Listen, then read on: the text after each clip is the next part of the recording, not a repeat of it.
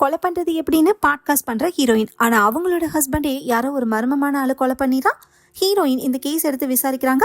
அதில் ஹஸ்பண்ட் கம்பெனியில் வேலை பார்க்குற லீஸாங்கிற பொண்ணுக்கும் ஹஸ்பண்டுக்கும் அஃபேர் இருந்துச்சுன்னு தெரிய வருது. அப்போ அவங்க தான் கில்லரான்னு பார்த்தா அவங்களையும் யாரோ கொலை பண்ணிடுறாங்க.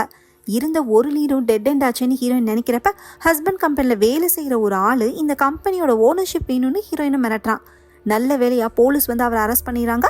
அவரை விசாரிச்சல தான் தெரியுது இறந்து போன லீசாவோட லவ்வர் தான் இந்த ஆளுன்னு.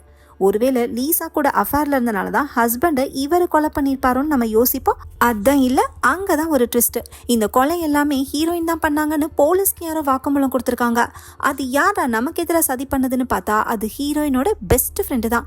அதோட ஹீரோயினோட ஹஸ்பண்ட் கூட பெஸ்ட் ஃப்ரெண்டும் அஃபேர்ல இருந்தாங்கன்னு ஹீரோயினுக்கு தெரிய வருது. ஸோ ஹீரோயின் சிக்கி இருக்கிற இந்த கேஸ்லேருந்து ஹீரோயின் எப்படி வெளியே வந்தாங்கன்னு தெரியணும்னா A Good Wife's Guide to Murderங்கிற இந்த மூவியோட ஃபுல் எக்ஸ்பிளனேஷன் வீடியோவை கீழே கொடுத்துருக்க லிங்க் ஓப்பன் பண்ணி பார்த்துக்கோங்க.